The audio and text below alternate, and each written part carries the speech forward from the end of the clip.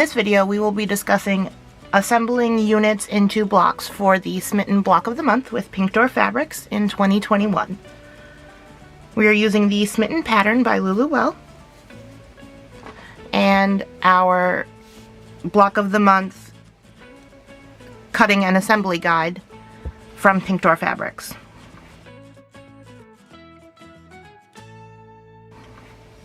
I'm working on month 1 right now, and I'm going to start with block 1. I've already cut and basted all of my shapes, and I've marked them on the back which shape goes in which location in the block. So I'm going to turn everything to the right side, and I'm going to reference this image here. Remember, when you're turning everything so that the wrong side's up, you want to make your layout look like this image in reverse. So this gray diamond I would want on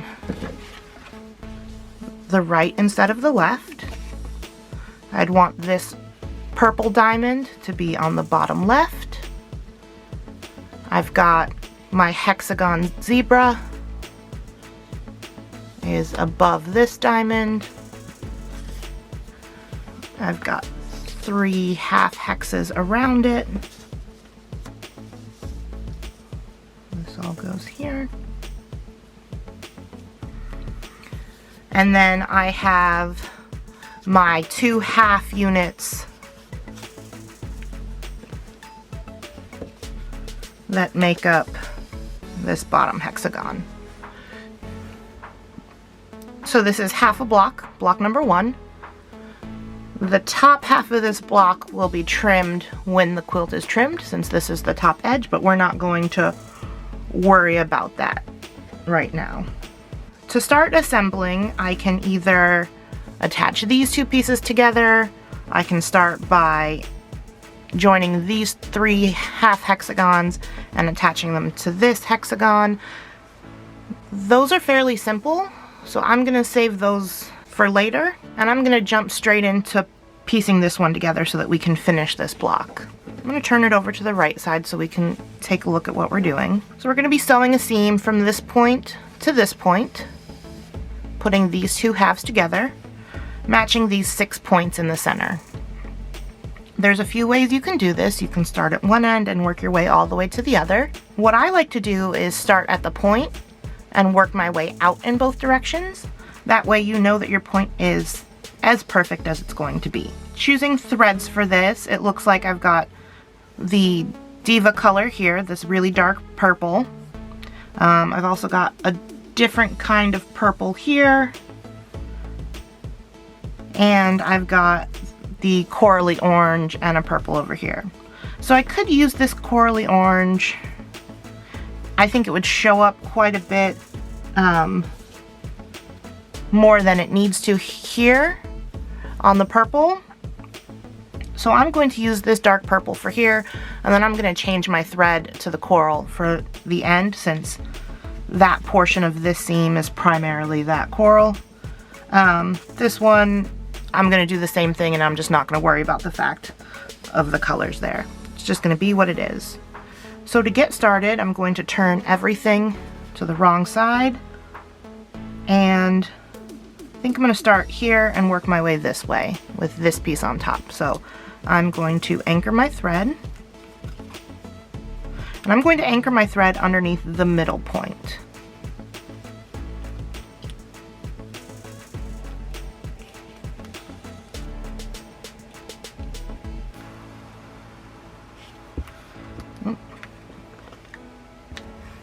And just anchoring, and then come out and exit at that center point. And actually my center point doesn't come all the way to the edge there, so I'm just going to come out through the purple right there before the edge.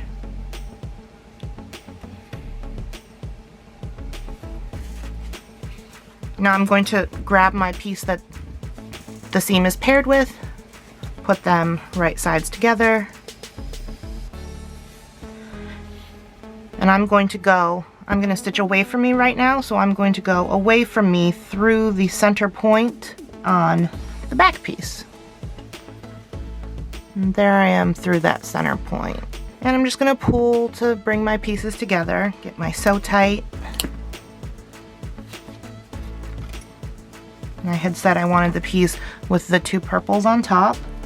I'm just lining up all of my points here. Putting my magnet on, making sure everything's still aligned. And then I'm gonna do a lock stitch through those 2 center points.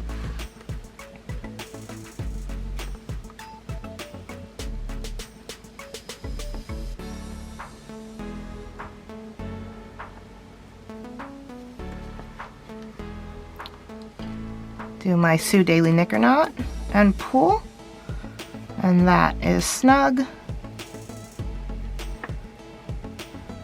Now I've folded my dog ears out of the way, and I'm going to do a lock stitch in the left 2 points, the left front and the left back.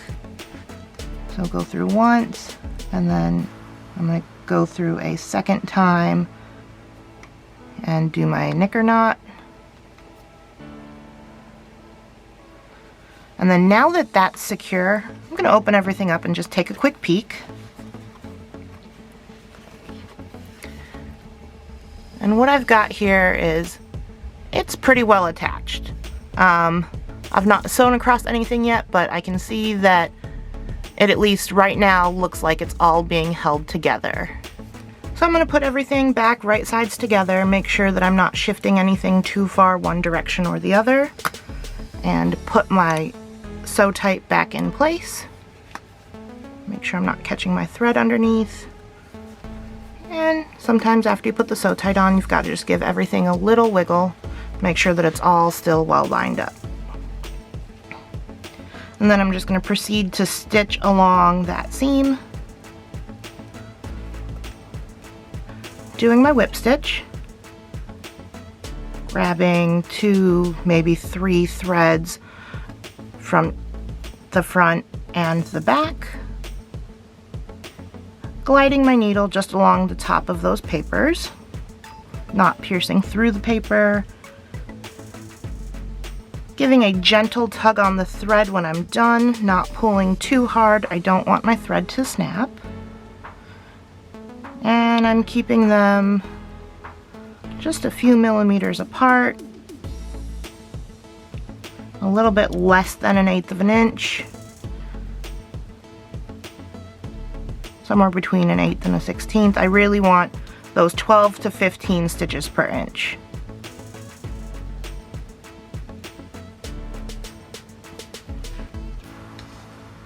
And I'm going to keep stitching until I get here, the midpoint of this seam, but it's where this dark purple color ends, because I want to color match my thread.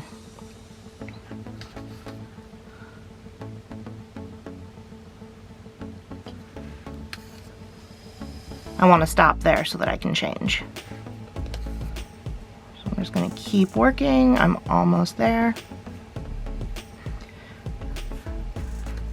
The biggest thing that I find that helps when matching points is to start at the points. So even though I'm breaking my thread here mid-seam, I'm not too upset about it, because that means that when I rejoin, I can rejoin at this end and work my way towards the other.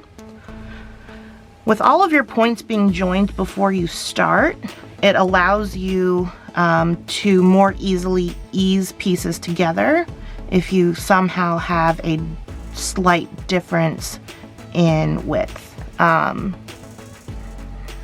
which doesn't happen too often if you buy papers, but if you cut your own, it can. So I've stopped there where this ends. Looks pretty good from the front side. So I'm going to tie off, go into my seam allowance, tie myself my little knot,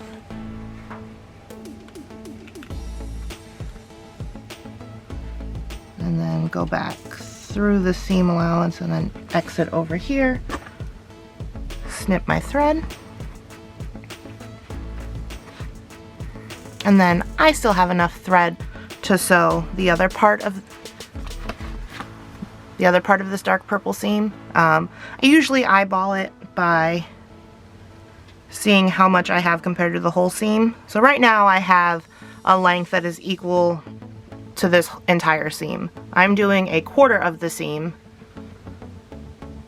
Typically, if I've got about double the length of the seam I want to stitch plus a little bit, then I know I have enough.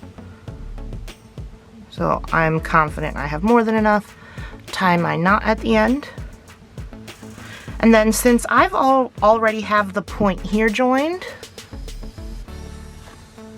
normally I would start here in the middle, but since I don't have a point to anchor it to, I'm actually just going to start back there. Changed my opinion mid-thought, seeing that there's nowhere to anchor that, or nowhere to match that to.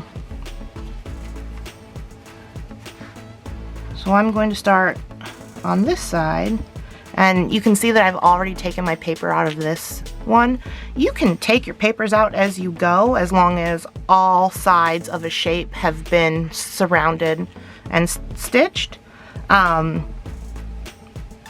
This one I did just because it fell out. Typically I leave my papers in. I write a lot of information on the back of my blocks. Mostly the block's identity. So this block is month 1, block 1, and this is the small hexagon number 6.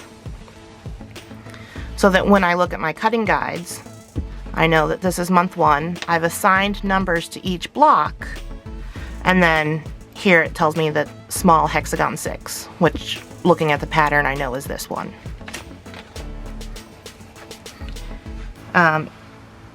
It just makes things easier if I'm looking for a certain one later. I also find that it makes it easier for me to keep track of which blocks I've done and which ones I still need to do. Most of my stitching is done on the go, and I leave finished blocks at home. So in the past I've done projects or block of the month where some of the blocks are similar enough that it can become confusing which one you're working on. I don't see that happening so much with this block of the month, just because the color layout that Pink Door chose goes in rainbow order, so we'll be doing slightly different color families each month, but it's just part of my workflow, so if I do things the same way every time, then I don't have to worry about forgetting how to do them. So I've got my thread coming out from the center points, and I'm going to put my sew tight back in place. I'm just folding some of those dog ears down so that I can see what I'm doing, holding the flat bar underneath the work, and then popping the magnet on top, giving my little bit of wiggle. Now I'm ready to stitch, so folding those dog ears back once again. And since I know this is a point, I'm going to do, before I lock stitch my left 2 pieces together, I'm going to do a cross stitching. So if you look at my pieces, I've got, if you look at this unit as one triangle, I've got 1, 2, 3 on the front, and 1, 2, 3 on the back. So I'm going to call them left, middle, and right. So what I want to do is I want to take fabric from the seam allowance of the back right and stitch it to the front left in a cross direction. So just like that. So I'm going to go through there once, and then I'm going to go through there a second time and make a lock stitch. There we go. Lock my stitch.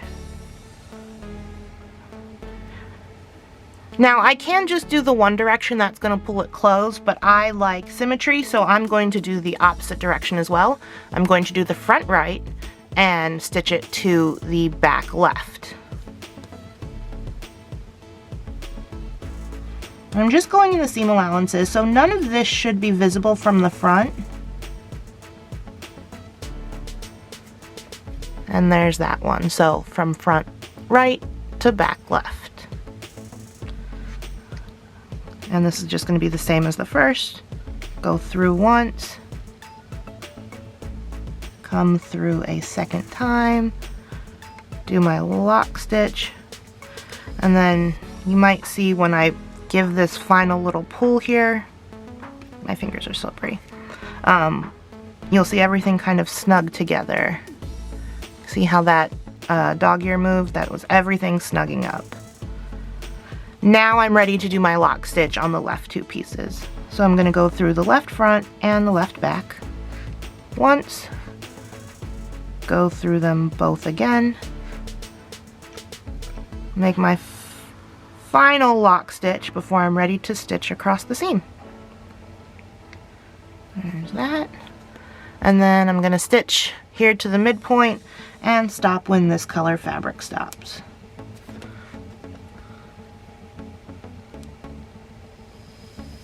Maintaining my stitch density,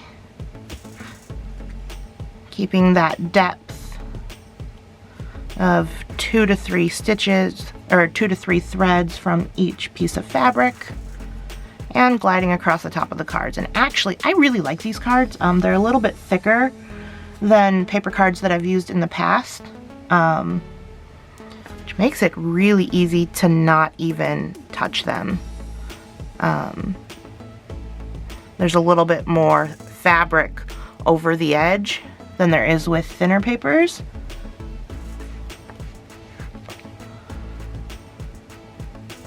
So I'm not even scraping. Oop, and I broke my thread. That happens sometimes. Sometimes it'll snap there at the eye just because at this point I've used this piece for 3 or 4 short seams, but still. I've just got a little bit to go, just snip it fresh and thread it.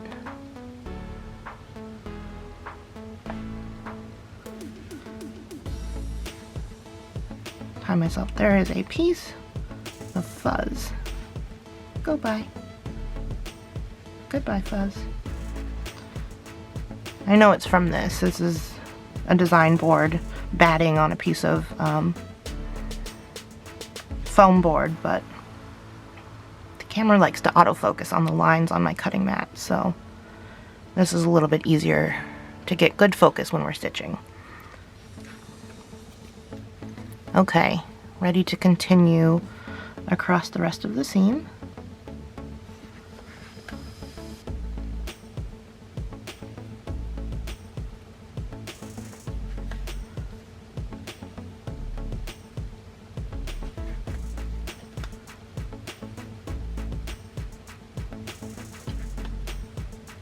Okay, just a few more. 1, 2, and done. And I'm going to do my lock stitch. Now, I don't have a ton of tail there because I snapped my thread. I lost about 1 inch. So I can't wrap it like I normally would, so I'm just going to come out and I'm going to do the double loop through. And that's going to be good enough for me because I'd rather do this knot than having had to cut a new piece of thread.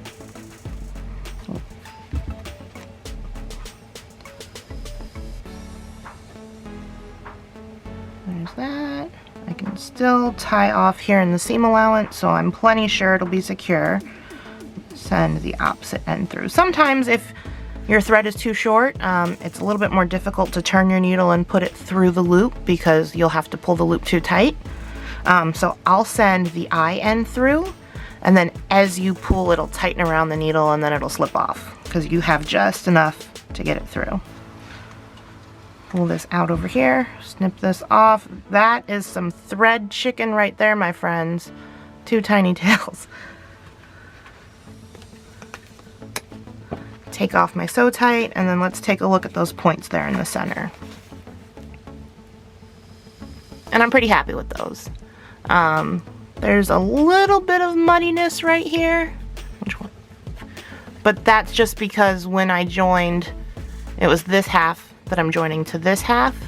So when I joined these both on, this center triangle didn't quite get to the point, but from here, that's close enough for my comfort. And most people are going to be looking at it a lot further away than that. Now I'm ready to stitch the remainder of each of these seams.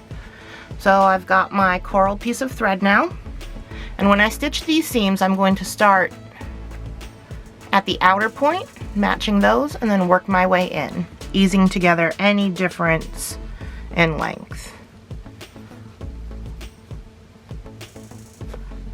So I'm going to anchor my knot in the seam allowance, work my way to the point.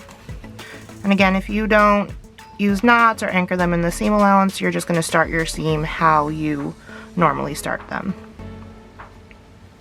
Put my pieces right side together. Because this is already joined on this other end here, I really don't need to use a clip or sew tight because it's already held together there.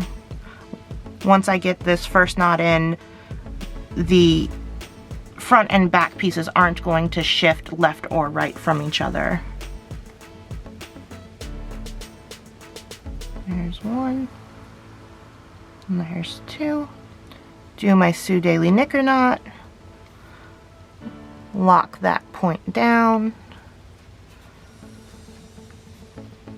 Now if I open it up, you can see everything's attached here at the end.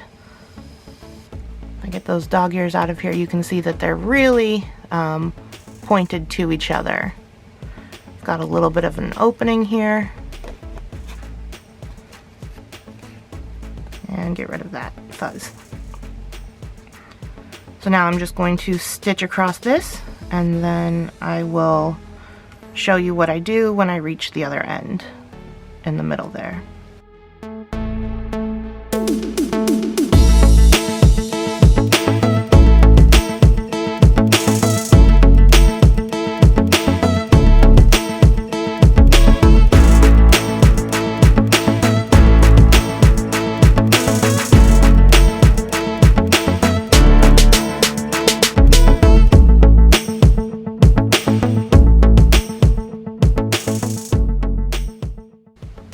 Okay, now I'm at the last stitch.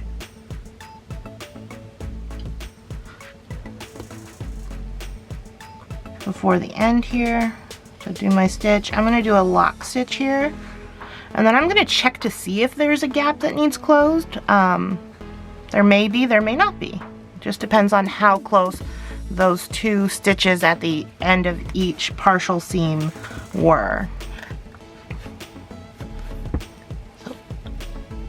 I don't really see anything, so that looks pretty good to me.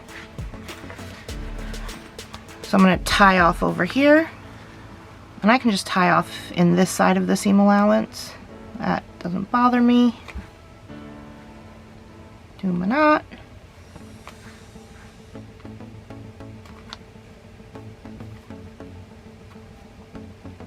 Got an extra big loop. That happens sometimes, so I just anchor it a second time somewhere else, just so that it doesn't get in the way.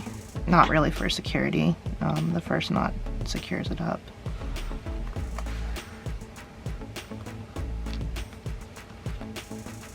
There's that. I try to keep things on the back neat, but it's also the inside of the quilt that the only person that'll see it is me and my quilter, and then nobody will ever see it again. So I don't worry about it.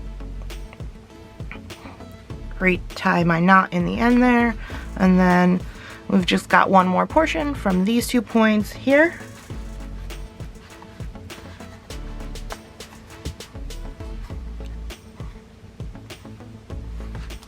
Gonna get my thread out at that point.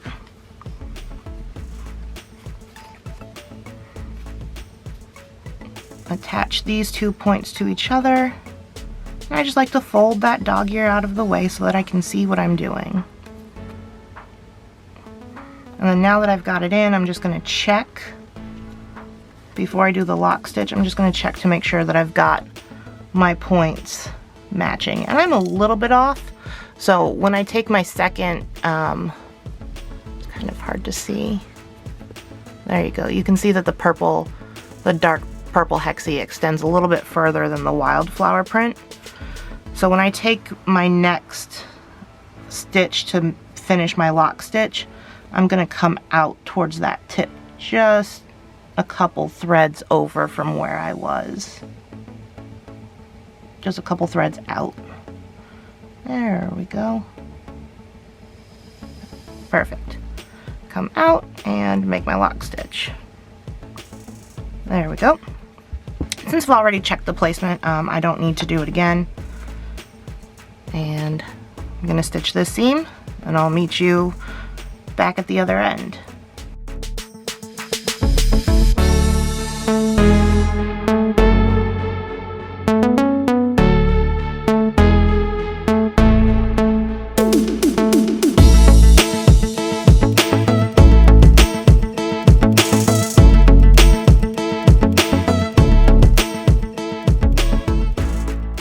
Okay, here is my last stitch. I've gone through the back fabric and then the point at the halfway point here. I'm gonna go once and then go through the same points a second time, make my lock stitch, pull tight, and now I will double check this point intersection to see if there's any gap. And the easiest way for me to do it is, so I'm sitting in my studio right now. There's a window directly here in front of me. That's what's giving me this wonderful natural light today. So what I do is I'm going to hold it up this way and look through it to see if there's any light coming through, and there is none. You can kind of see if I go like this. You can see there's a little bit peeking through here in the seam, but there's none there at the point. So I'm very happy with that. So now I'm going to turn it over, tie it off, and I'm all done joining these units together. Next I'll move on to assembling the rest of the block. I've got everything laid back out for assembly now. So I've got my small hexagon 6 finished. I'm going to set that aside. The other thing I need is a small hexagon 2, just the bottom half of it, and then 2 template B. So I'm going to set the template B aside also. And we're going to work on small hexagon 2, which the remainder of it would be 3 more half hexagons that are just going to get cut off anyway, so I'm not going to add. So we will start with this, and I'm going to stitch these 2 together, then I'm going to stitch these 2 together, I'm going to stitch these 2 together, and then I'm going to do both of these seams.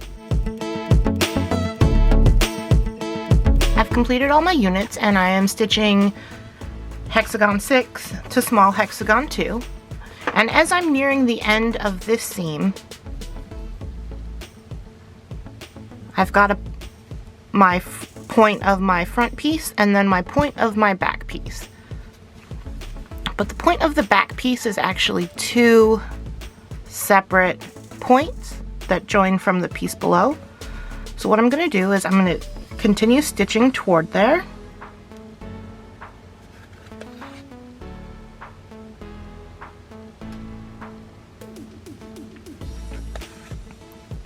And I'm just working my way towards the end.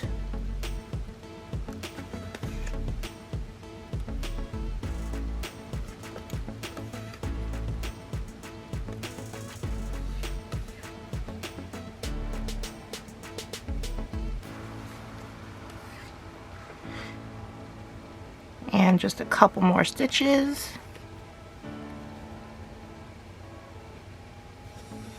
Okay, now I'm ready to put a stitch through the front point and another stitch through the back point.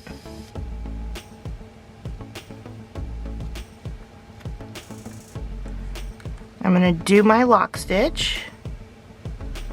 And then I'm also going to do another stitch from the front point to the second point on the back. And this is just going to help eliminate any gapping that might happen there where all the points join together. anytime multiple points come together, I like to attach as many of them as I can to each other. So you can see right here, I'm underneath threads from both pieces of fabric. I'm going to make my loop. I didn't go through twice on the previous lock stitch just because it wasn't the edge one. So making my loop, and it's getting caught.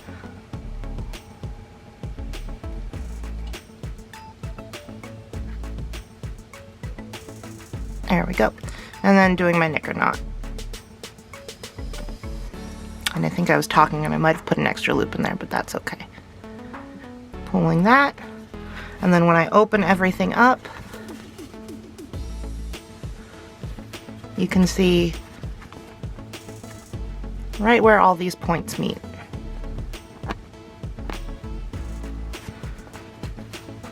Now the next piece that I'll do is I will insert this diamond into here.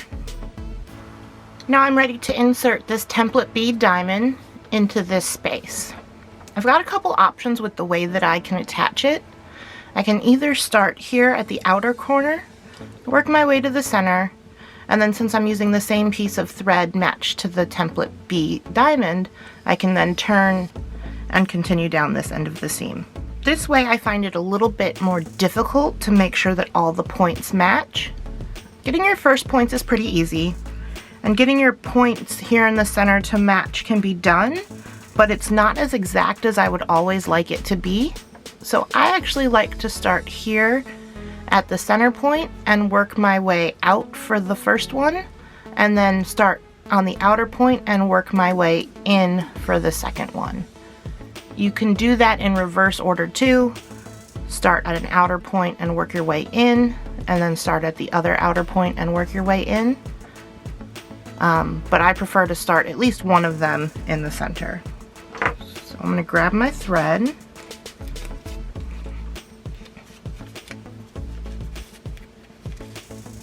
and anchor it here. Got it coming out at that corner point, and I'm going to work down this way first. So I'm going to fold my piece over, flip it over along the seam line that I want to sew.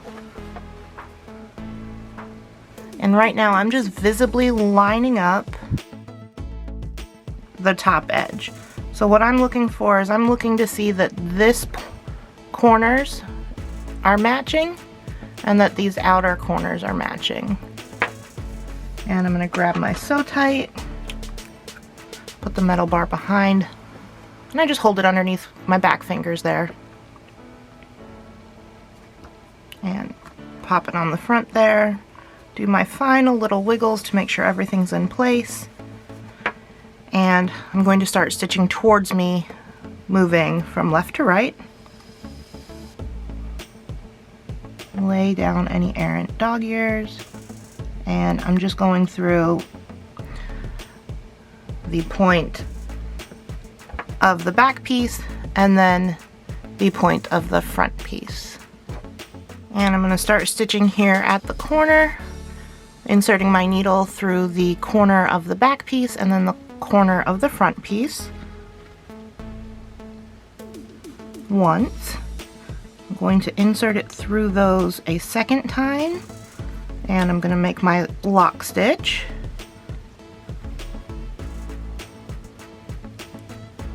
There we go.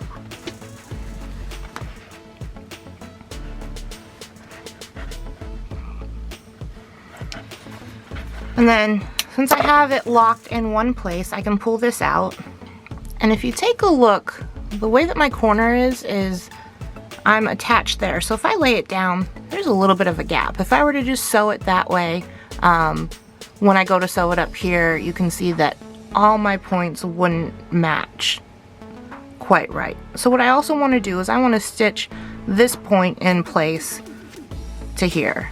So I'm going to turn and flip it the other way, and I'm not going to magnet it down, I'm just going to hold it. I'm going to line up my corners here and make another lock stitch. And it can be a little bit unwieldy at times when you've got all of this to manage. Just do your best to fold things along existing seam lines, and it makes it a little bit easier, stops things from flopping around so much. Okay, I've got my needle through my 2 points there. I'm gonna go through a second time. And make my lock stitch.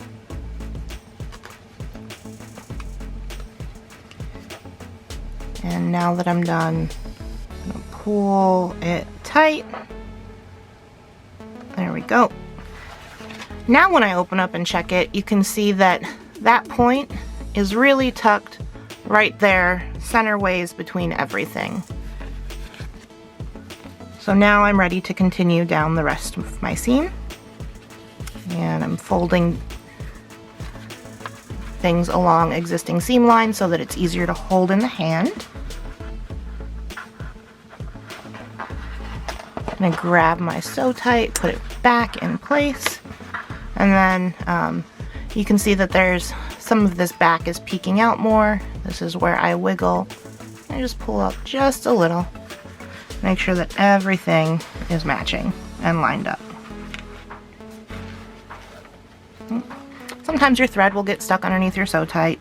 You want to try your best to not have that happen, but if it does, you just pull it out. And I'm going to start stitching this way. Once I'm almost to the end, we'll chat about tying that and making those 2 points match.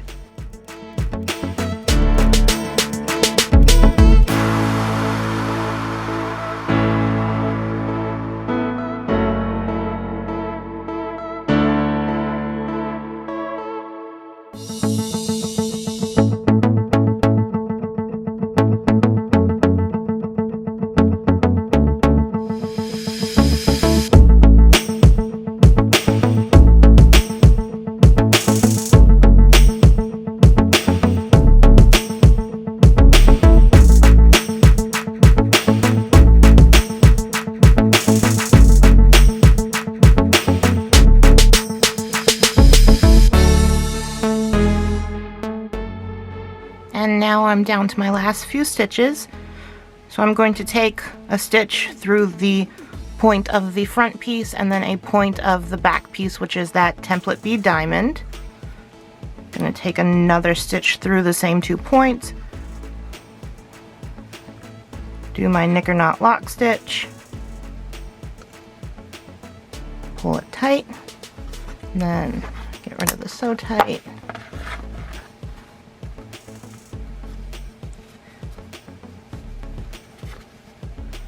And then if you look here, there's a little gap. I want these two to be sewn together. So I'm going to take another stitch, this time through the back piece and then the front left point, which is from this triangle where the points match. There we go. Got everything in. I might have caught even a thread of the triangle between them, but that doesn't bother me. So there's once, and then let's go through the same again.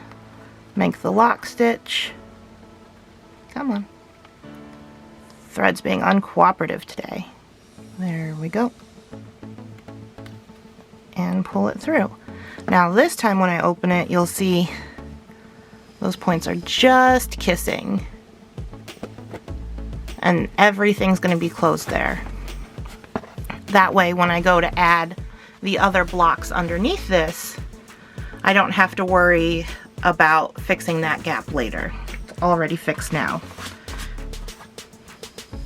So I'm going to tie off my thread. Just going to lift up this dog ear right here and tie off, and then we will start from the other side and work our way in. Sometimes you have to turn things multiple times. Also, my glue's coming a little undone, which can happen. I didn't use a ton. I used just enough. It stuck the whole time I was stitching, but now that I'm futzing with the seam a whole bunch, it decided to let go. So once I'm done tying my thread off, I'm just going to grab my glue pen, which I do keep handy while I'm stitching. Even when I'm out and about, I have one in my travel bag. I'm just going to pop this whole piece up, reapply that glue, stick it back down, firm, even pressure. There's even a little up here, but this I'm just going to do that. And it looks like this whole piece. Maybe I just wasn't paying good attention or something. And that is all stuck back down. And now I've got my diamond attached with one more seam to go to have it all the way attached. And if you look at the join there, it looks like it's a little, maybe like a baby bit wonky, but definitely within what I'm comfortable with. Especially since it's points of different blocks meeting and not the center of a single block. And now I'm ready to seam from my outer points here into the center of these 3 blocks. And the easiest way to do this is to just take it all and fold it right sides together. Since there's seams all the way along that seam line, it actually folds up pretty easy, makes it fairly simple to hold. So I've got my thread that I cut off, a new knot tied. I'm going to anchor it here in the front of my template bead diamond.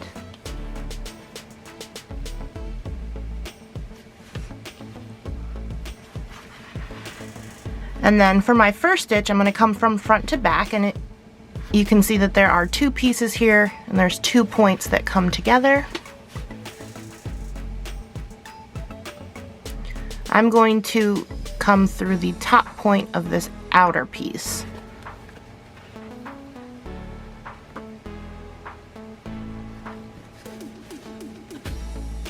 Right there.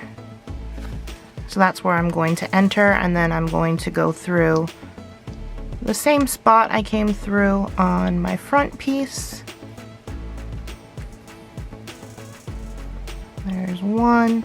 Then I'm going to go through a second time and make my lock stitch. There we go.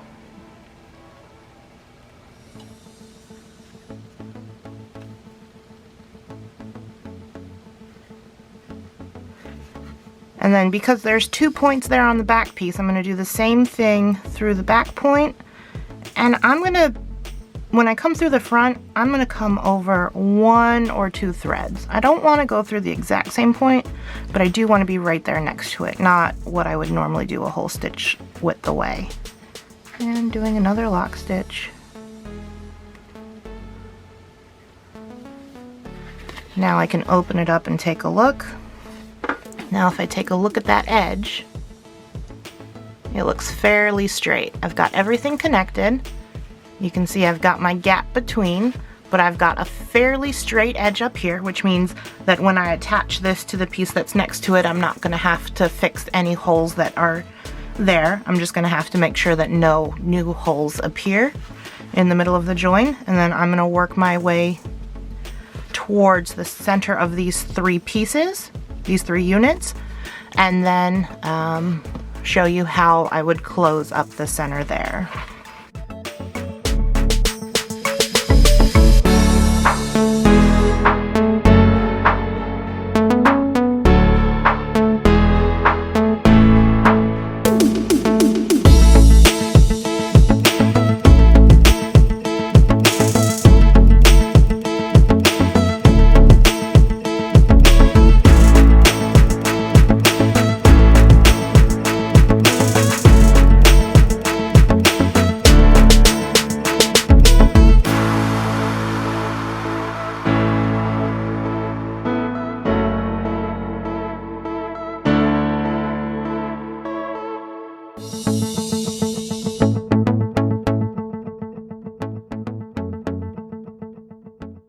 Might be a little bit difficult to see, but here when I came through to my front piece, I only caught one thread.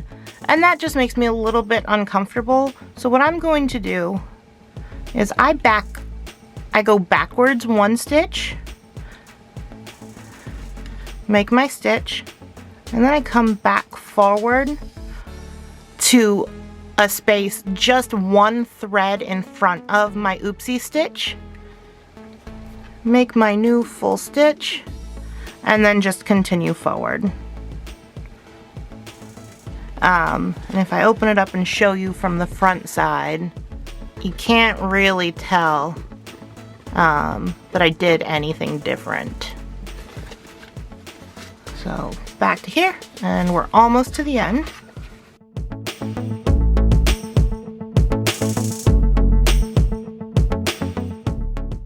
Okay, I'm right here at the end, and I'm gonna open it up and take a look. I've got about 2 or 3 stitches before I get to where all my points meet, and then if I move my dog ears out of the way, I can spy that even though I kind of locked everything all together, you can still see I'm probably gonna have a tiny hole here. It's a little bit hard to catch on the camera, but I can see that it's gonna be there. So there's my unstitched part, but then right here at the tip of that purple hex piece, I can kind of see it. There you go, right there, up and then to the right a little. So I know I'm gonna have to stitch to where these two are attached and then fix that little hole. So close this back up, keep stitching. So here's one stitch, and then right here, the stitch that I'm doing, it's going through the point where I anchored it previously. So I'm not gonna anchor it again. I'm just gonna move on to closing my hole. So before, when we were closing a center hole, this one over here, we had 1, 2, 3 pieces on the front, a left, a middle, and a right. And then we had a left, a middle, and a right on the back. This piece is a little different because it's a diamond and a triangle. So I'm just going to imagine that this is another triangle. Draw my little dotted line here. And treat this, not that it is 2 points, but the way that I think about it when I'm crossing. So I want this triangle here, this point, so my back right to cross and go to my top left. So I'm just going to grab some of the seam allowance there when I come from the back. I'm just pushing my dog ears out of the way as I need to. Putting my needle in the seam allowance of the back right, and then out the seam allowance of the front left. There's one, and a slight snug.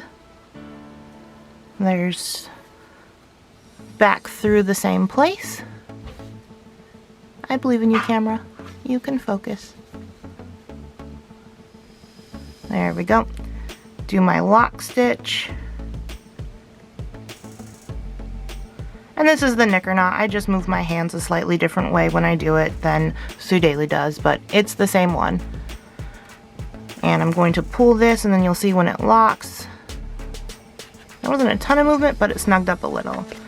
Now, when I open it and give it a slight tug, you can't see any light through there. I'm holding it up to my window, seeing no light. There's really no need to do a second one, but you could if you wanted to. This point extends a little bit further this way than I would ideally like to make it perfect, but from back here you can't see, and even further away you're not going to be able to tell, so I'm not going to worry about it. That is close enough for my comfort. If you don't feel that that's close enough for your comfort, there's not much you can do to change it at this point. You would have to cut the seam out and try again. And that's more work than I want to do. My stitches look good, my seam looks good. I just have to tell myself when it's time to move on. And I'm going to tie this off. And then I'm almost done with my block 1. I just have one more piece to attach. It's just a straight seam.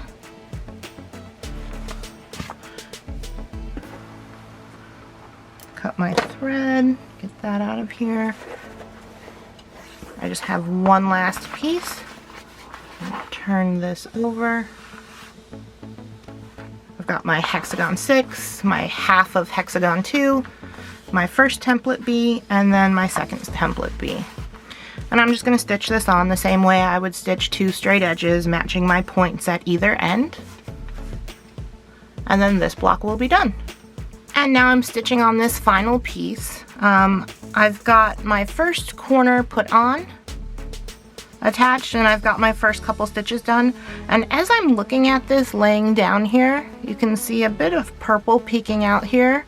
If I get closer, you can see that the point of my gray diamond really doesn't meet the end over here. So I'm going to have to do some easing to get all of these to fit together. The reason why that is because the edge of the diamond is the length of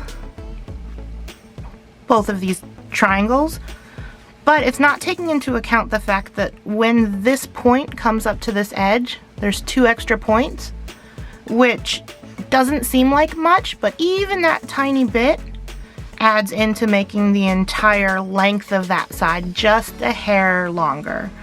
So what I'm gonna do is, I've got this stitch locked, I've got just a couple stitches done, and I'm just gonna make another lock stitch here and tie off. Even though I've only done a couple stitches, that's okay. So I'm gonna put that lock stitch, tie off here right near where I started, and then I'm going to pick up on the other end, match those points, and then work towards the center. I could keep working across this and keep holding this over, pop this side out, not to this extreme degree, but pop it out just a tiny bit. Sometimes doing things like curving it, putting the shorter piece on the bottom of a curve and the longer piece on the top of the curve will make the points on either end match, but you do have to make sure that it stays curved as you work. Usually I'll work with it rolled over my finger and stitch from this side. But the easiest thing to do so that you're not constantly manipulating the fabric is to just tie off and start from the other end. So there's that, cut my thread. And I'm gonna make a new knot. Grab my tail, turn, new knot, and then anchor here. And I've rejoined my thread here at the other end, and I'm going to start the place where I'm going to put my lock stitch, inserting my needle from back to front through that very left point, and then doing the same in my front diamond piece.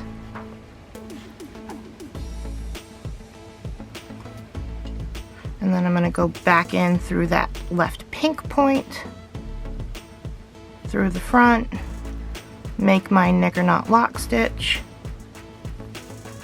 and pull, snug it together, and then I'm going to do my lock stitch here at the right point, the purple point. So in,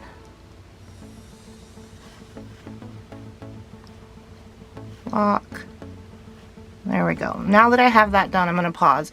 And if you look at it top down, you can see that it's trying to gap apart. But if I push it together, I don't have to use much effort, and it will lay flat against itself.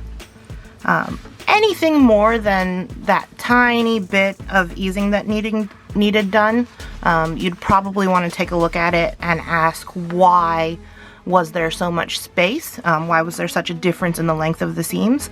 It might be that there's something wrong, and if that's the case, then you might have to fix a couple things before you can put that edge together. But this was just a little bit, and it made sense that there was just, you know, a few extra points in there. So now I'm just going to stitch across the front. Because there's no break here, I'm not going to worry about where these points attach to the diamond. I'm just going to work through them as I get there.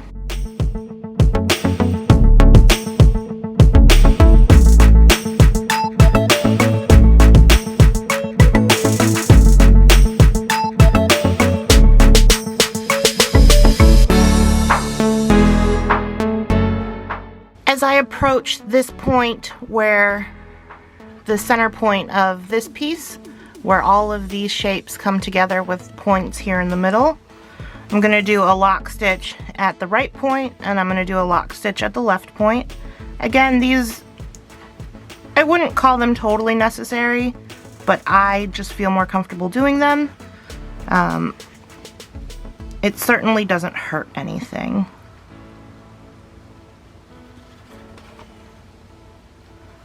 There's one, and there's another. I guess I see it as if I ever had to do a repair and I had to cut one piece out. When I go to cut the thread, say I had to do a repair and I had to take out this piece and repair it, but I didn't have to take out this piece. Well, if I start cutting along here,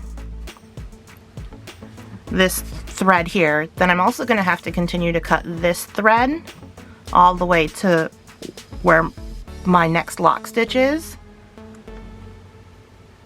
But if I do lock stitches at all the points, then I should only have to cut my thread to here, and then here, and then here. The smallest amount that I have to do.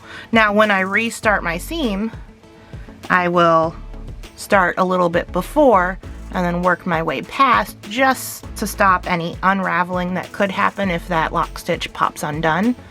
But it just gives me more options going forward. I have had it happen in the past because I travel with my work. I pulled a piece out of a bag that was long done. I was working on the Tula Sunrise. This was 2020. It was like,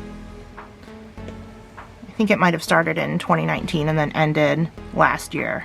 That sounds about right. Anyways, I used to travel with all of my finished blocks too. Not all the time, but I'd carry them around with me. Well, one day I pulled them all out to see which ones I had done, which ones still needed doing, and I found one of those blocks. My center, let me see, those are dodecagons. My center dodecagon had a big old coffee stain on it because the bag that I was using didn't close, because it was the only bag that I had that fit those blocks. Yeah, I did my lock stitch. Didn't I? Or did I just talk through it? No, I didn't. Okay. That is the only bag that I had that closed, or that fit the blocks, and it didn't close. And I remember when it happened. It happened a few days before that. I was walking in the house. We have a fence for our dog, so I had to manage the gate. My hands were full because of course I'm not going to take multiple trips. And I jostled the coffee in my hand.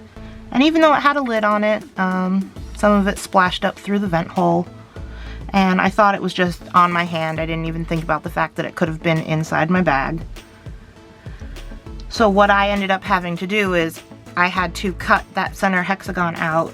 Thankfully I had plenty of fabric to cut another one. So I cut out that center dodecagon and then sewed it back in. So doing those knots at every point where points intersect just makes it a little bit easier to fix things going forward if I have to. Another situation that could happen is, say you just put the wrong piece in the wrong spot, and you don't notice it until you've got a bunch of other pieces around it, to the point where cutting it out may take more effort than you otherwise would do, but not so much that it's not worth doing. Okay, so now I'm back to where I had locked those stitches at the beginning. I made one lock stitch. I'm just gonna do another. I'm not gonna double my loop though. These are just to secure my thread, not really to secure the location of the piece. I tied off over here, well, I started and I tied off here, so I'm going to tie off underneath one of these other ones. I'm just going to fold that dog ear back, stick my needle under, and bury my thread. Here's my tie off.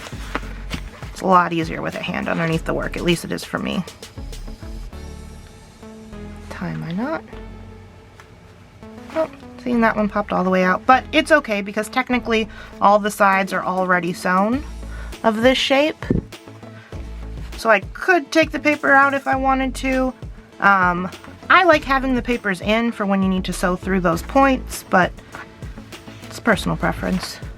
If they fall out and they're all surrounded, I don't worry too much about it, unless it's one of my ones that I've written a lot of my information on, then I get a little annoyed. The other thing that I do that I might not have mentioned before is I write my thread color numbers on the back of my papers because I color match all my thread. Typically in a project I'm going to use the same thread color multiple times, so I don't want to have to keep checking. So I know for this seam I used this thread. It's number 5007, and my pen doesn't work. There we go. So I'm just going to write a 5007 near this seam, just so that I know that that's what was used. For this seam here, I used this thread. This is number 2515, 2515. For the seams around these half hexies, I used this thread, 2479. Let's see, what else did I use? For these ones, around these triangles, I used 5002, and I've actually got that written here already in pencil.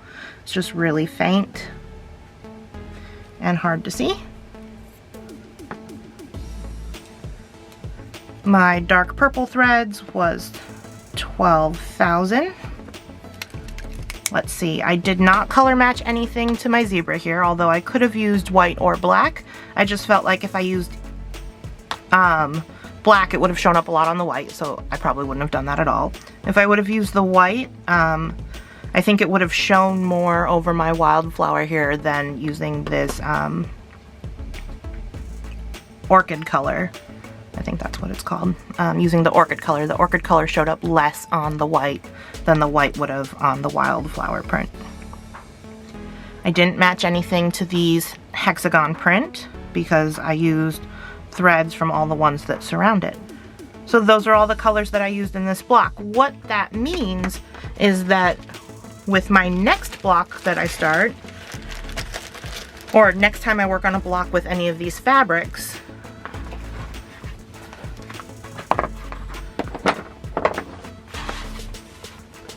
block number 4 has this wildflower print used again. So if I look here, I said, oh look, I used color 5002 on the wildflower print. So when I go to sew these wildflower shapes in with their pieces, I know that I can use color 5002. I don't have to look elsewhere. I also write that information on my cutting guide right here next to each fabric. These are the threads that I match to this fabric. It's just another place to keep all my references, but by writing it on the block, I don't have to always have my paper handy. Just a little tip.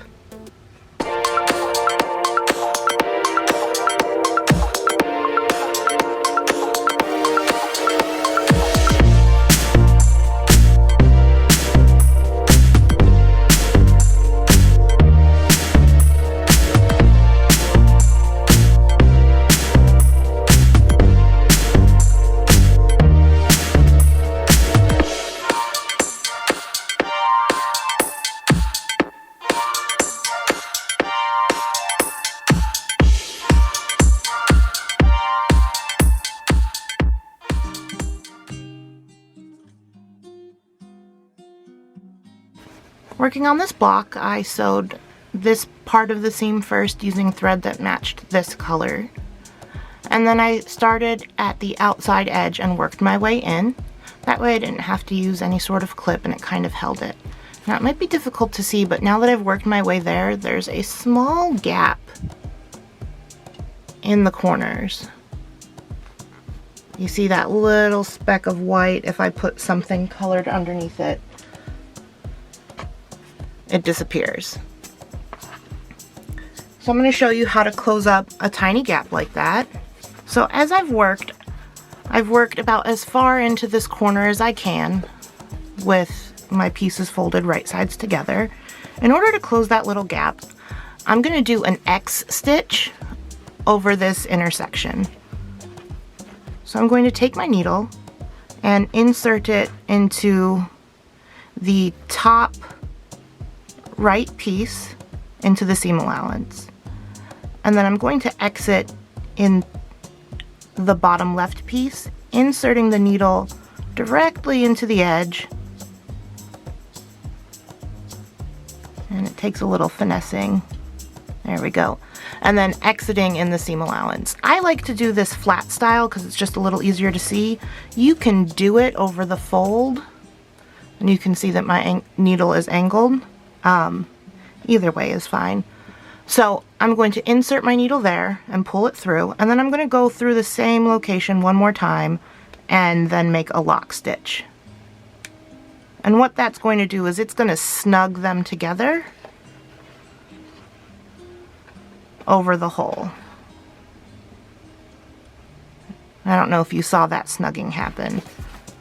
So now you can barely see any hole there. Just to make sure that there's nothing happening, I like to do it again from the bottom right to the top left. Just making sure that every point connects to every other point in an intersection. I've found that this is the best way to make sure that all the little gaps stay shut.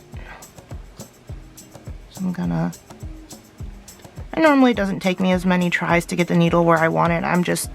My face is a little far away from this at the moment. Normally I hold it pretty close. Okay, there we go, and then snug. And I think you saw this seam allowance move a little.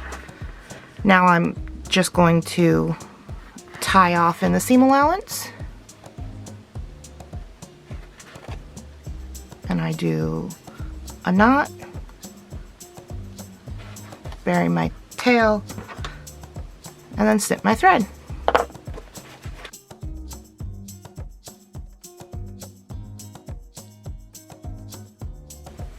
One thing I want to discuss is how to remove a seam. For instance, if you sew the two pieces together in the wrong orientation, or if you sew the wrong two pieces together.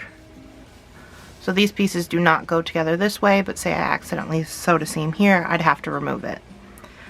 Or if you started sewing the wrong edges together, say you've sewn up this here, and then you turn and you start stitching here, you're going to have two sides sewn together.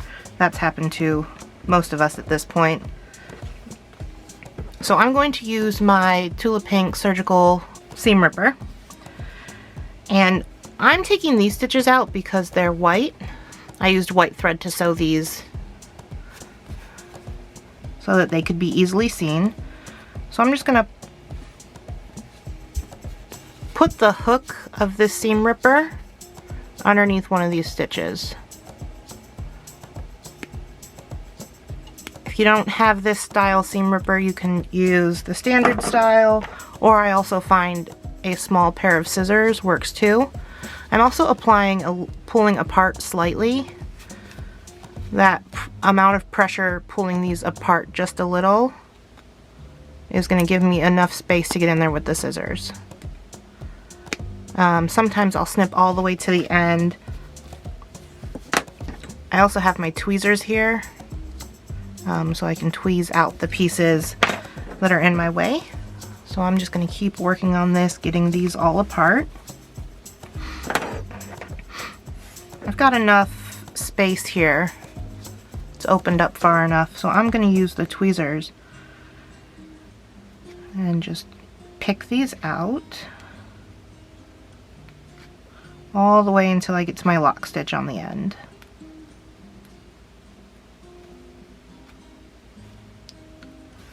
And there's little thread bits. I've got some lock stitches there, so I'm going to leave that center bit alone for right now. There's a needle. Put that away.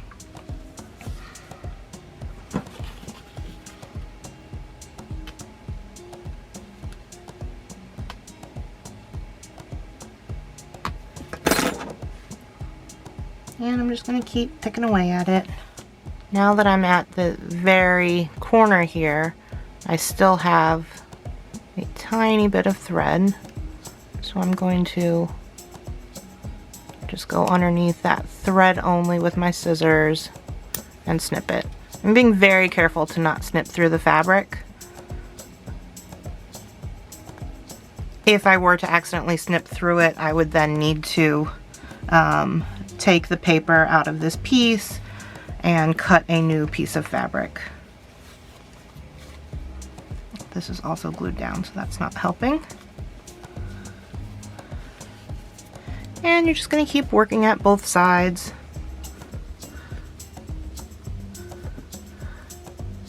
Until we're all the way apart.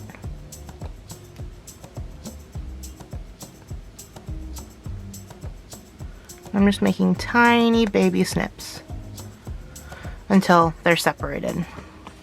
So now that I've got this piece all the way off, you can see there's some little tiny pieces of thread there in the edges. So I'm just going to use my tweezers and remove all of those pieces of thread. Just get them out of there. Same as you would do if you were seam ripping on a machine sewn piece. Sometimes if you do a knot or a lock stitch in the corners, it can be a little bit difficult to get out.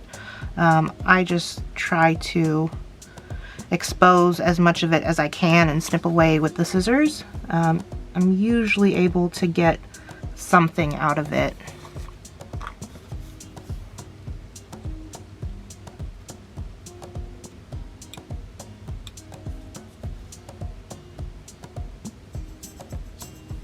Okay, looks like I've got most of those picked out. I'm happy with the amount there. I'll show you an example of what it looks like. So if you recall, when I stitched these together, I color matched the thread along these two seams to this block, but this seam I sewed in black. So I've gone back and I've cut that seam out and I've stitched it back with thread that matches here. And if you think that it looks a little bit dark in the center, it's because it does. There's just a tiny speck of that black thread left, but I'm not going to let it bother me. That's just the one lock stitch from when I tied it all together. So I'm just going to keep working on this. These ones have to come apart also because there is white thread in here. So I'm just using my forefinger and my middle finger, and then my thumb and my ring finger on the other half, and I'm pulling them slightly apart from each other, just so that there's a little gap for me to get my scissors under. And that sound was the thread cutting with the scissors. So really you don't even have to close them if your scissors are sharp enough. But I really like to use the seam ripper. It's just a lot easier. It cuts through them kind of like butter.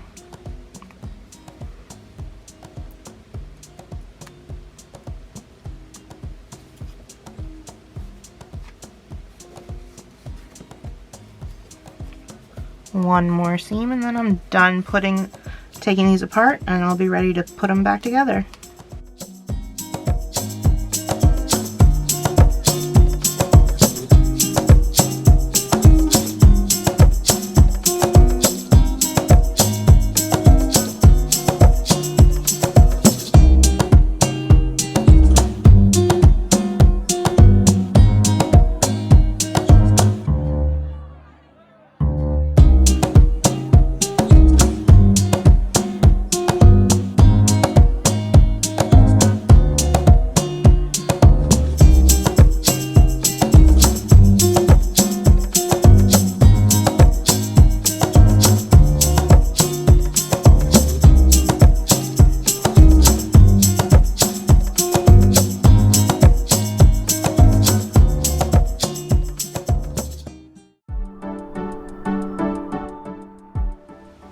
Then we come to block number 3, which is a large hexagon 4.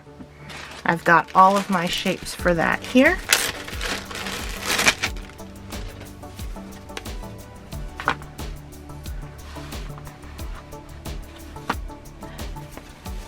Because I fussy cut all of these and wrote the location of each piece on the back, I'm going to lay this out from the wrong side because I already did all the planning when I cut everything.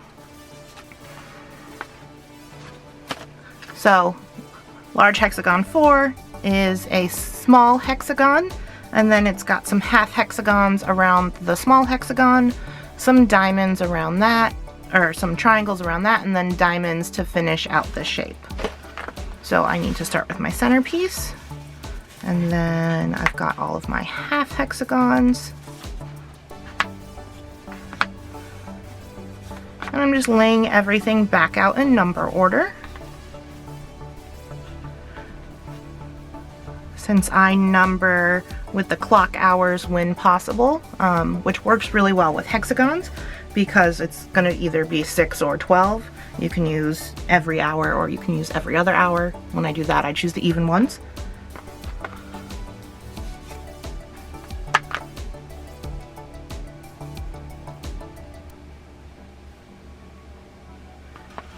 And that is not where number 4 goes.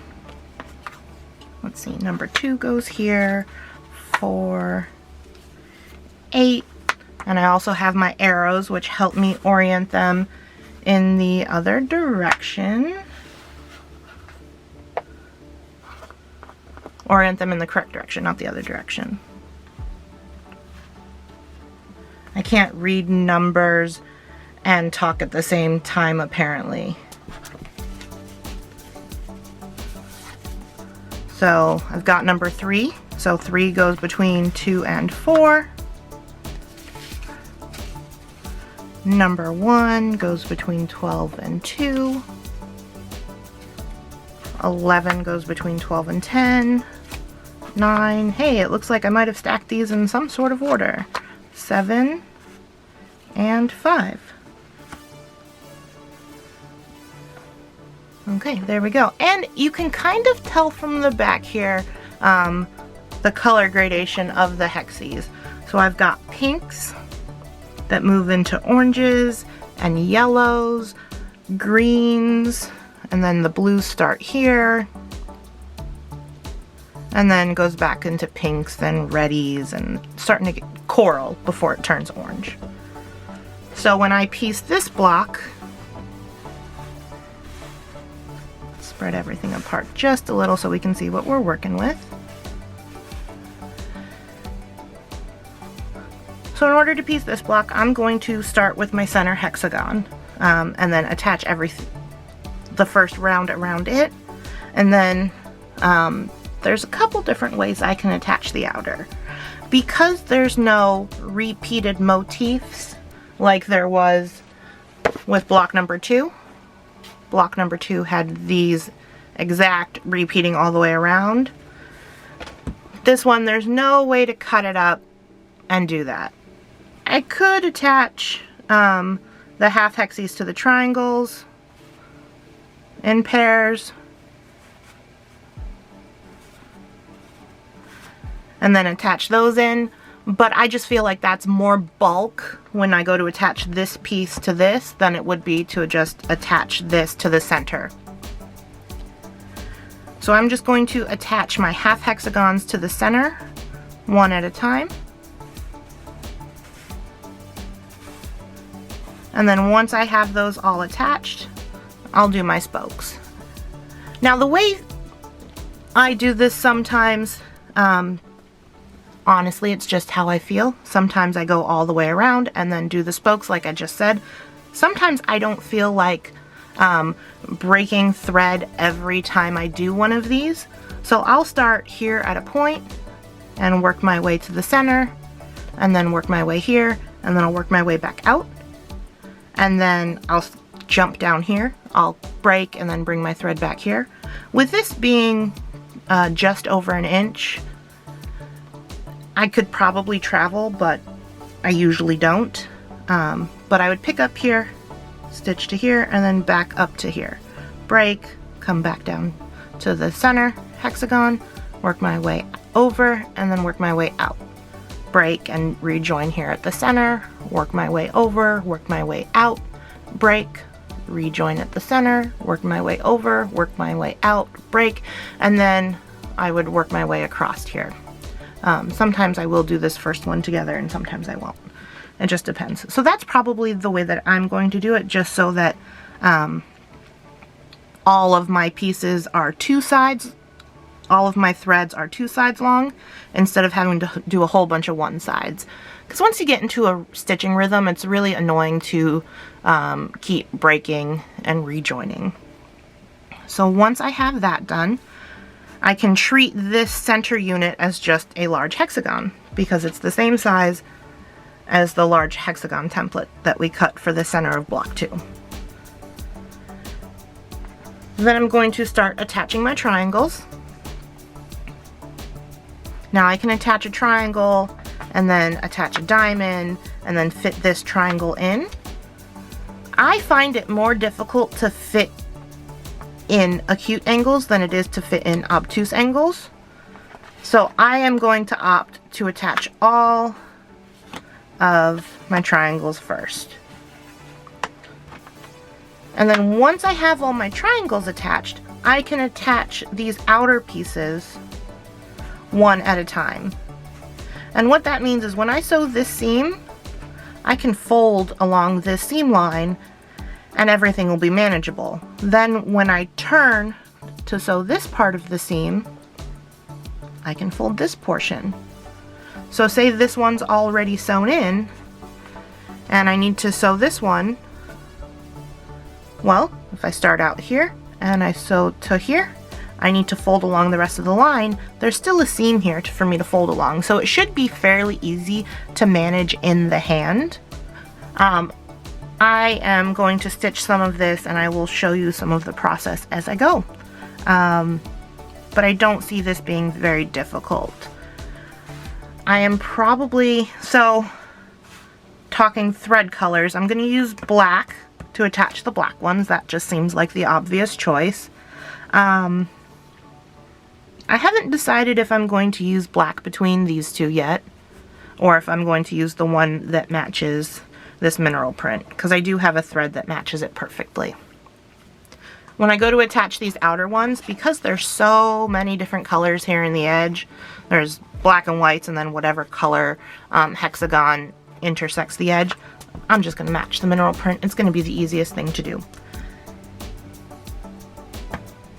And now I'm going to start stitching.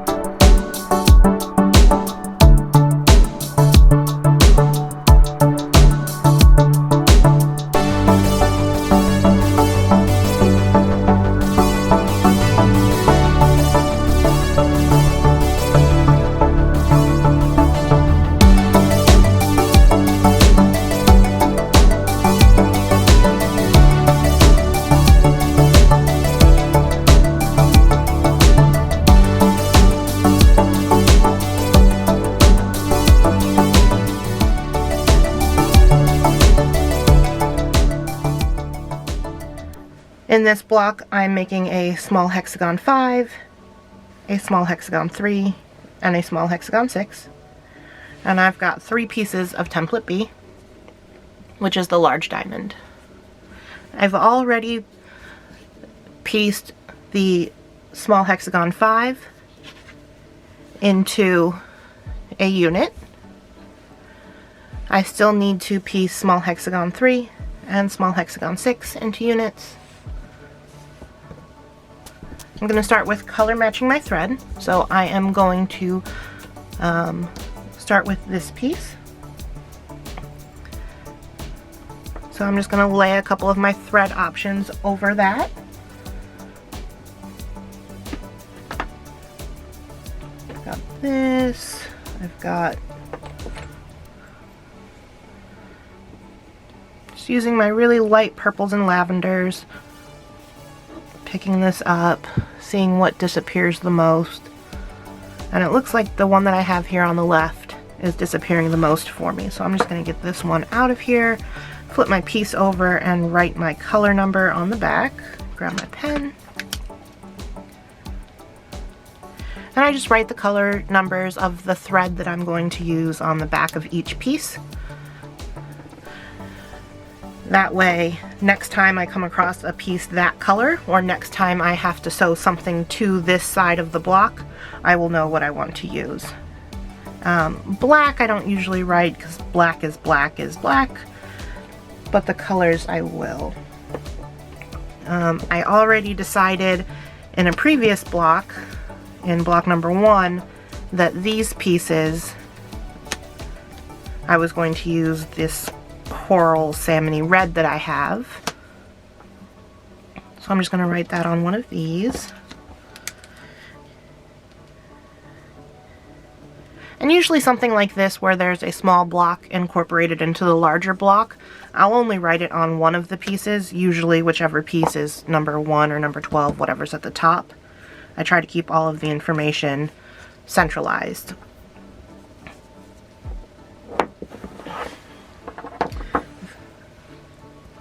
I think this is probably a really good match for these small pink triangles. I think this is number 1. Yep, it's very faint in there in the middle. I'm gonna write it, and there's really not a ton of room to write in the middle of this one. So I'm going to write it on this diamond. But I'm going to write it up in this corner because this corner of the diamond corresponds with these 2 seams, whereas the other corner corresponds with the seams that attach to these larger triangles. So write that on there. This is going to be black, white, or whatever matches this edge. So this edge, I'll probably do the pink, and this edge, black or white, it really doesn't matter. I'll probably end up doing black, but I might change my mind later. This one's going to be white, so I'm going to grab my white for this project and write it on the back of here. I'm using the Aurifil 50 weight cotton thread because there's only one black. I'm not going to write the black, but there are a number of different types of white. There's bleach white, off-white, parchment white. There's a lot of different whites, and they've all got different names. So this is the one that most closely matches the white fabric in this line. And this is the line work by Tula Pink. I could choose to color match this mineral print, but all of the seams on this, so these 2 seams are going to be color matched to the pink solid, and these 2 seams I'm probably going to match to, well, these 2 seams will be attached to these larger triangles. So I'm probably going to use the coral there. But if I could find a color that closely matches this, then I could avoid using that coral color altogether. Let's see what I have. Maybe that one even looks good with it. it doesn't look bad. If I come a little closer, you can see that it is showing some, but I don't think it shows up too much over the dark, and the way that these mineral print works, it might hide really nicely in the edge. This is the same pink that I'm going to be using on the small triangle, so I might just stick with that. I don't think I have another pink handy at this time. The only other one I have is this more magenta one, which definitely doesn't go. It's the one that I used to match the cosmos up there. And this one's probably too light. Yep. That's no good. So color matching is just trial and error, and I know we talked about this in the sewing video, but I just figured I would show you my entire process, from laying out my block through to stitching it together, making choices about things. It's just a process of trial and error. That color didn't match anything either. It looks like I mostly have some idea of the thread colors I'm going to use. So I'm going to need a few threads of this lilac, a white, I'm going to need this pink. I may use some of this coral, but I may be able to avoid it. I'm going to use some black. I don't need these ones, so I can tuck them away. Just throw them in here so they don't roll off anywhere. I think this matches this one, but I'm going to do both of these seams with the lighter lilac, so I can put this away. And that one's not even open, so I won't worry about it. Okay, so first things first, I like to work from the wrong side of my blocks. So I'm going to flip everything. So I'm going to make myself an imaginary midline, or really, since I've got lines on my ruler here, this is 13 inches, so my 6.5 is the midline here. So I'm going to flip everything. So if I flip this over to this side, then this one goes over here. And all of these are covered. I'm just going to scoot them down. And I've already numbered these. I numbered them back when I was done basting everything. I laid it all out in number order. This one flips this way and it'll sit down here, but I'm just going to tuck it out of the way right now so I have space to flip all of these ones. This is number 12. 1, 2, 3, 4,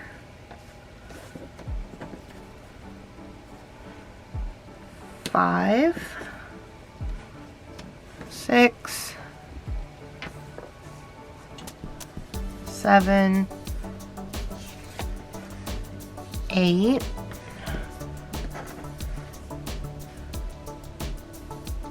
9, 10. This is 11, and then we're back at 12, the one I started with. And again, I number, since these are in, there's 12 pieces, I number them by the clock in clockwise order. It just is what made sense to me the first few times that I started numbering things. So it stuck.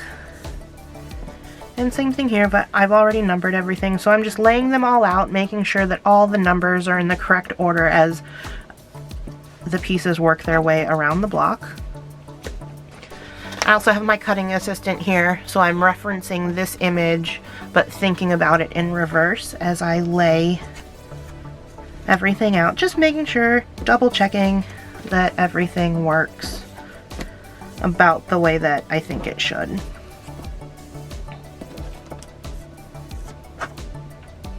Nope, this one goes this way.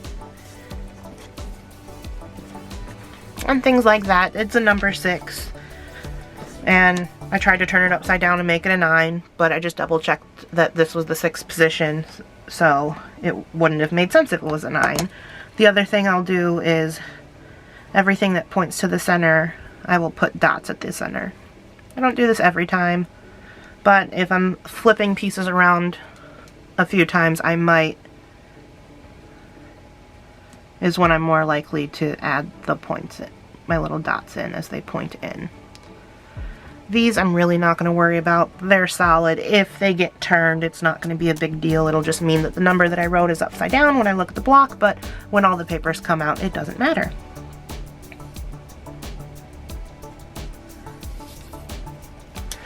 When I pieced this small hexagon 5 together, I marked my seams. So this was this side of seam A, and this was this piece's side of seam A. I named this one seam B, so I put B on either side. I named this one C, C on either side. So if I want to name the seams between this and the other pieces, well, I've got A, B, C, so we'll call this seam right here seam D. We'll call this seam E.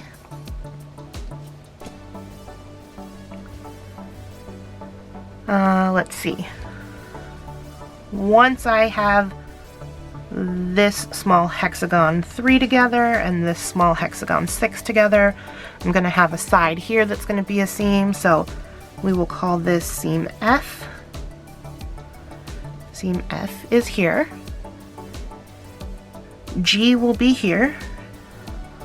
So I will mark this side with G. And since I don't have a ton of space, I am going to put my G here in the 2. But the point of the number 2 piece does come to that edge, so this is just my G seam. We'll call this H, and we're just moving our way around. I'll put that in my 12 block, or my piece 12, for this small hexagon. H, we'll call this one, I would call this one I, but I really don't like using I in things where I've got numbers already, so I'll usually skip I, and I'll just move on to J, because I don't want that I to be confused with number 1, because that could very easily be done.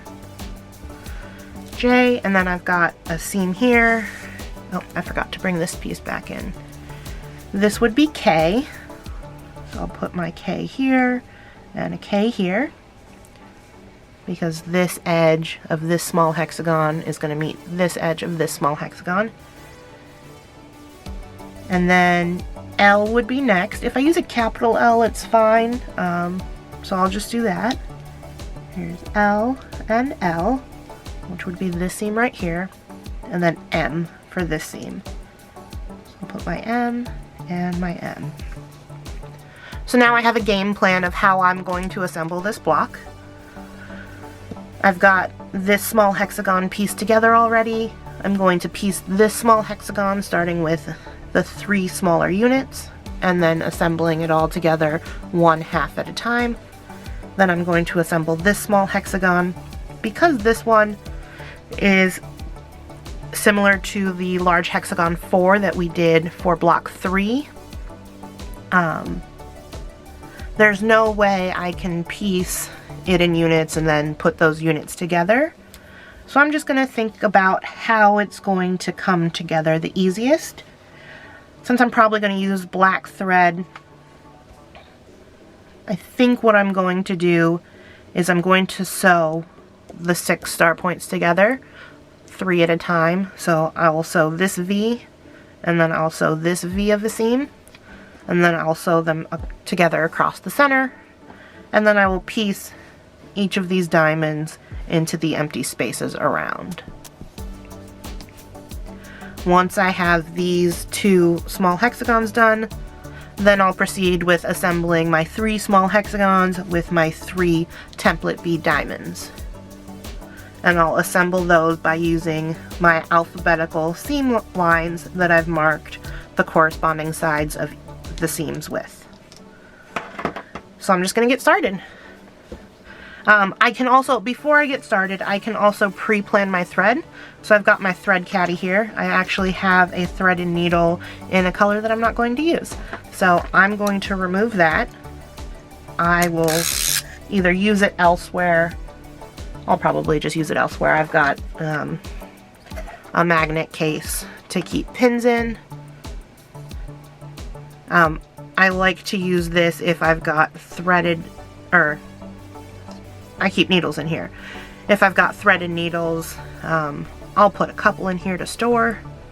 Sometimes I will put this needle back on the spool, but for now I'll just close it up in there. So I have found that my arm's length worth of thread is getting me about, well, let me think about this real quick. How many is it? It's getting me 3 of these large sides. So the side of a large diamond, it's getting me 3 of those. So with the color that I need to match this diamond, I need 2 sides worth, so that's just going to be 1 arm length. So in order to do that, I'm just going to stick 1 needle in my spool so that I can count them all now and then thread them all at once. With my white thread, I know I'm going to do 2 seams here. So that's 1 needle. I might do 1 down here, but I really don't know yet, so I'll just wait for now. Let's see. Oh, I missed one. I did not pull a thread for this, which I believe is this color.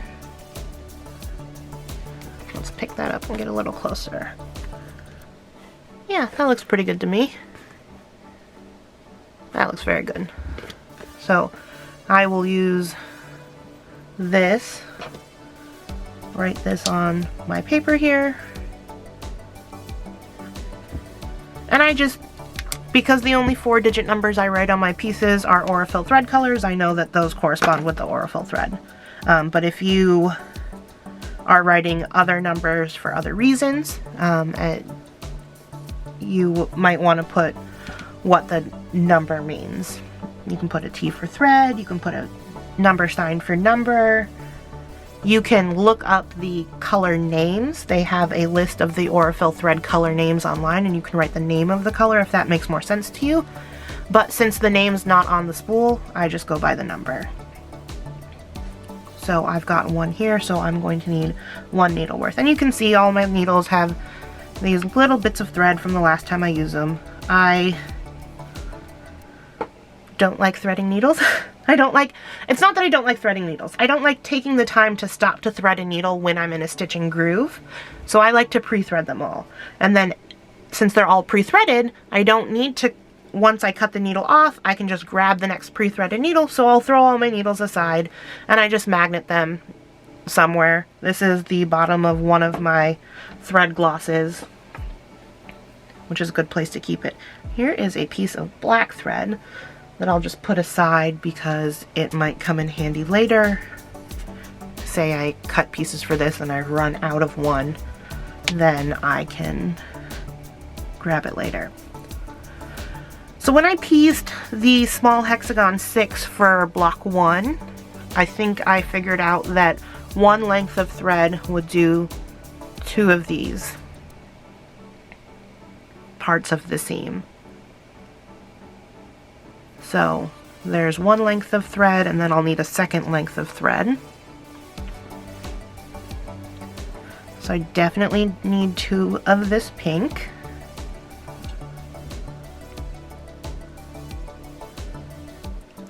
And I'm just thinking about what I decided for the other parts of this.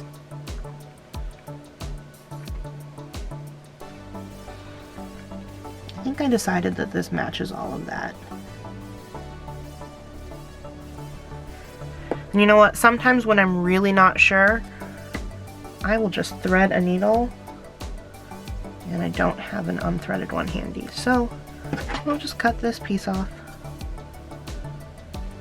And because I knocked my thread on, I have to cut it off at the end, but I just get my scissors really close to the eye, clip, and they usually come right off.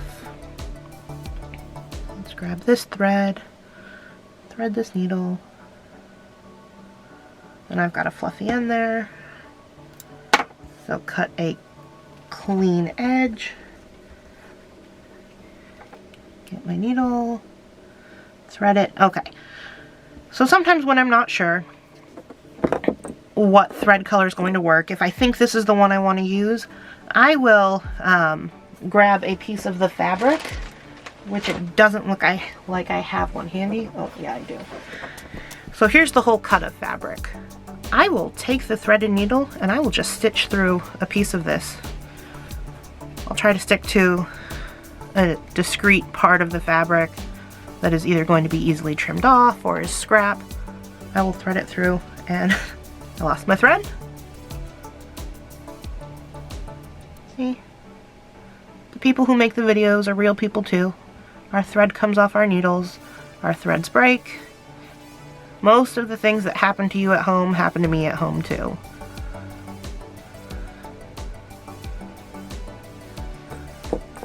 And I just thread that through, and then I hold it, you know, about an arm's length away from my eyes and just see how much does it really show up. And I'm looking at my camera monitor right now and I'm not seeing it on the screen. And I'm looking at it afar and I really don't see it. So I think this thread color would be good enough for me to use for the entire seam between these pieces. Let's put that back. So I will 1, 2, 3, 4, 5, 6. So I'll need 2 more pieces of thread. So I'll add another 2 needles here. And if I do that, and I don't even need this coral one, so I'll pop that away. Black.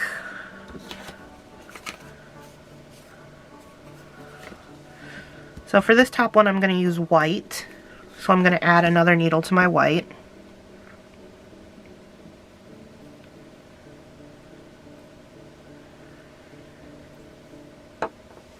And then here, options, options, options. I think I'm going to use black. And since I'm not sure how many I'm going to need, I'm just going to start with 3 needles worth. And since I don't have any out right now, I'm just going to grab 3 needles from the pack. But typically I'll have a whole pack of needles open at the same time, ready to use. I try to keep at least 2 packs of my current preferred needle on hand. I say current preferred because I feel like I'm always changing my preference. Sometimes I like these applique needles by BOM. Sometimes I'm really preferring the tulip needles, the Big Eye applique needles. Sometimes I prefer the John James. Sometimes I want to have 3 different types of needles going, just so that when I switch, I get a different hand feel. So I am going to get to work now, threading my needles, putting my needles into my storage container. This holds 10 threaded needles, and since I'm going to start probably with one of these 2 small hexagons, I think I'll start with this one first. I will thread the 4 needles for that, and then I can thread 6 more. So 4, 5, 6, 7, 8. Yeah, well, I'll do 8 and then I'll do 2 black ones, and then we'll see how far we get. And I think I'm going to do a little warp speed here, so enjoy!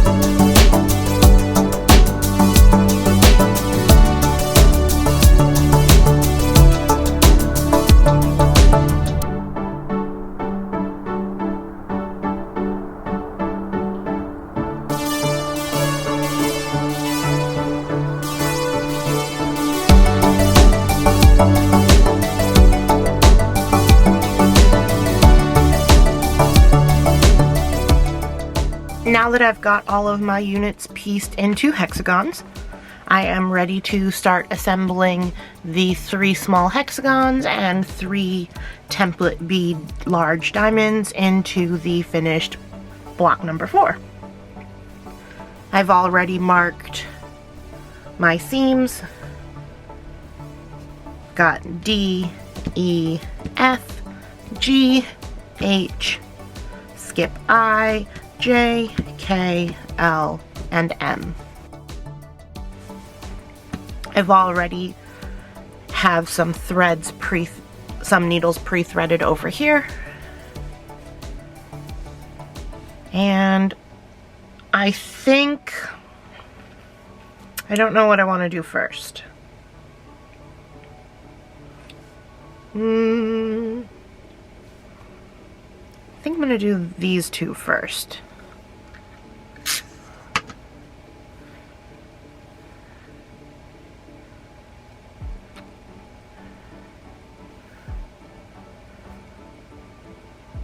Yeah.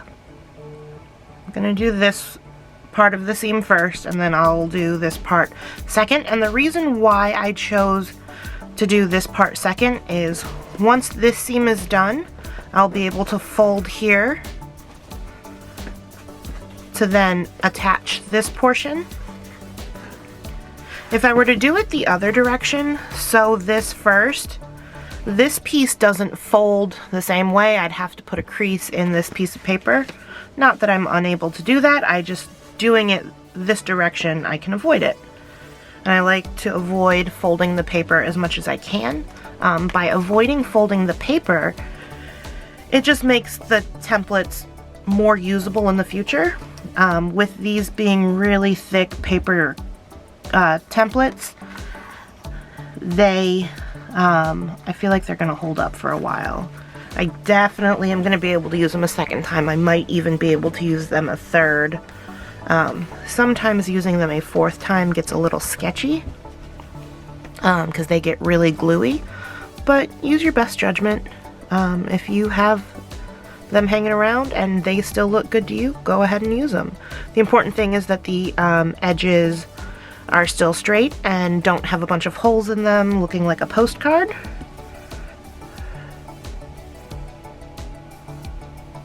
Okay, I've got my corners lined up over here. I'm gonna get my magnet. I'll magnet these together. There's my sew tight. And there's quite a number of points here at the corner. It looks like I've got 2 from each.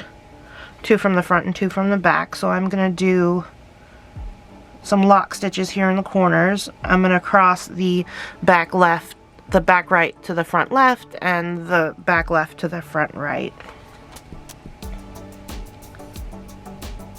So once through, do my knicker knot to lock it. Then I'm going to go the other direction.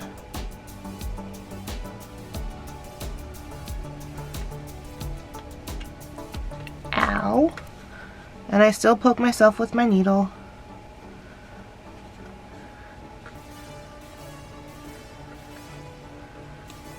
And then do my knot going this direction. Now I'm ready to start stitching the seam. I've got G here and G here underneath my sew tight, so I've now confirmed that this is the same seam on both sides. Alternatively, if I thought maybe I needed to go this way, I've got an F and I've got an E. The F and the E don't match, so that is not the direction that I want to sew. You don't have to name each seam and write it on both sides of the papers on both sides of the seam, but if you do, you can help eliminate confusion going forward. Helps you make less oopses. I make plenty of oopses, so doing something little like that takes 30 seconds. And if it saves me from stitching the wrong way down a seam, which can take 5 or 10 minutes, and then ripping that seam out, which takes another 5 minutes or so, if Even if I do it just once, that's 15 to 20 minutes of time that I've just saved by taking 30 seconds to write all of that information on my paper. So I'm just stitching along this seam G. I'm going to work my way all the way to the corner, to the end, and I'm going to do lock stitches here in the center like I always do. And I'm just going to keep moving forward, assembling the block. I'm going to speed this up so that we're not sitting here watching me stitch all day, as much as I know you all would like to. We can get ourselves back to stitching if we're not watching me stitch. So I will pop back a few times, just reinforce the techniques where there are multiple points joining. But other than that, just sit back and enjoy.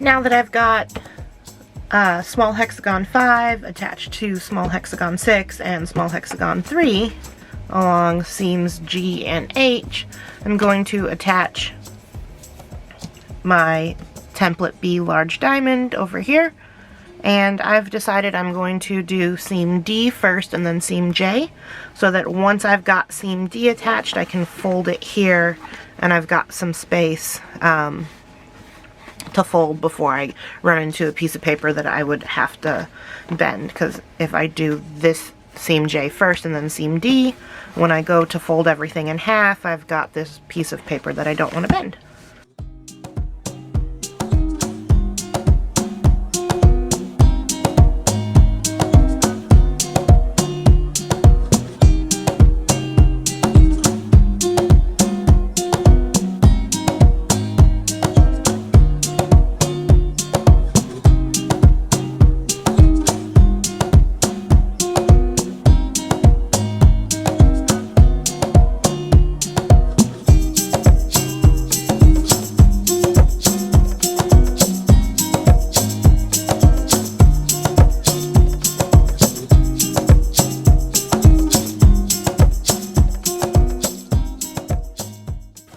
Point where I've got all of this bulk of this piece to manage.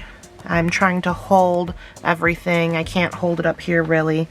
So what I'm doing is I think I found if I just let it fold back along this seam, it's out of my way and I can hold it easily, but now it's interfering with my seam work here.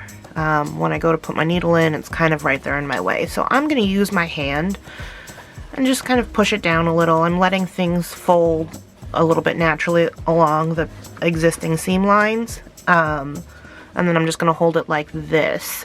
I don't want to squish it, and my hand's long enough that I can tuck a pinky under here, push these down, and this seems to be a fairly comfortable hold. So it's almost as if it's folded back on itself, but I've got it pressed down a little bit with my fingers.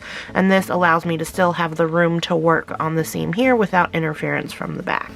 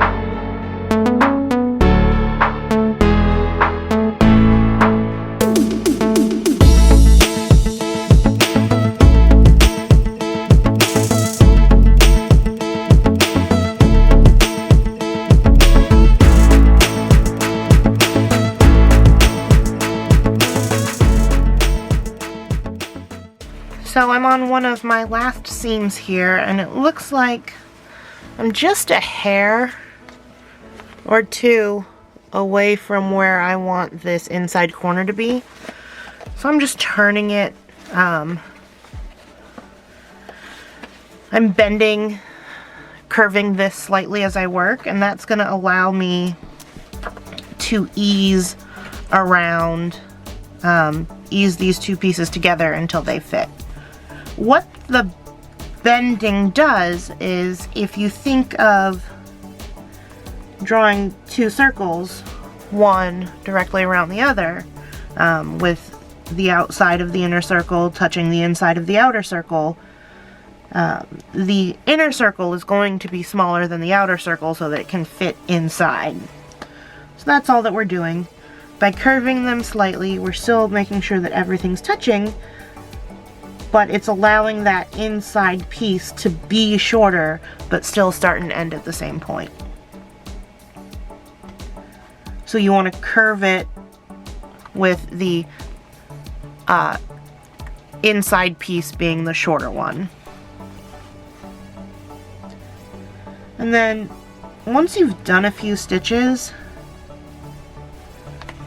you can usually stop and fan things back out, and I'm still a little further than I want to be. If you were matched back to where you needed to be, where everything was lining up at the end of the seam, then you could flatten it back out and stitch as you normally would, but since this isn't really lining up for me, I'm just going to keep it held curved until I reach the end. And I'm almost there.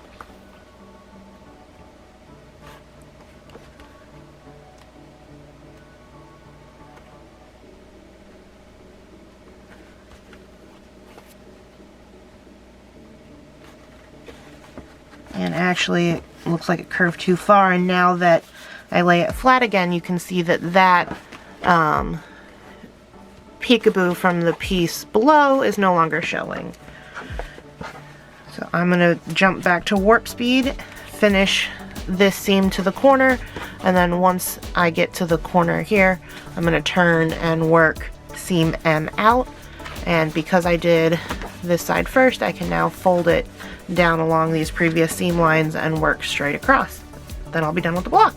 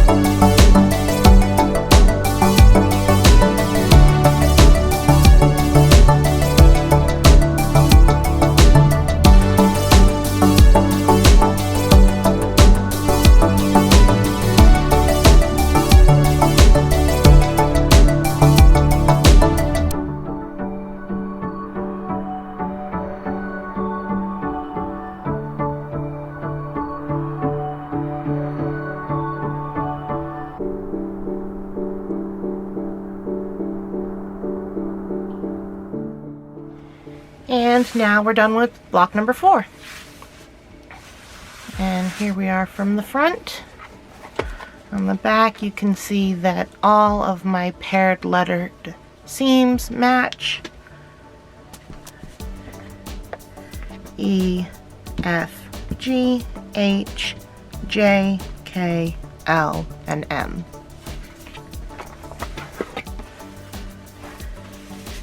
I've checked all my intersections as I went. Anywhere where 3 or more points come together, I've done my best to make sure that they all match up. You can see my very center point here is a tiny bit wonky. This one actually looks okay. This one looks okay to me too. that one, it actually looks okay on camera, but in person it looks like it could be a little better. But all of this is well within what I would consider perfect for hand piecing. So I'm really happy with how this came out. And now I have all of my blocks completed for month 1. So there's block number 4, block number 3, block number 2, and block number 1. I hope you were able to take something away from this. If you have any questions on any of the topics covered, whether that be getting started, cutting, basting, fussy cutting, stitching, thread matching, or joining pieces, managing everything in your hands, moving dog ears, or making sure that points match up when you join everything. Let us know if you have any questions. You can post them in the comments and we will get back to you as soon as we're able. I really look forward to stitching the rest of this block of the month with everybody. I hope you enjoyed these videos and I hope you have a good day. Bye-bye now.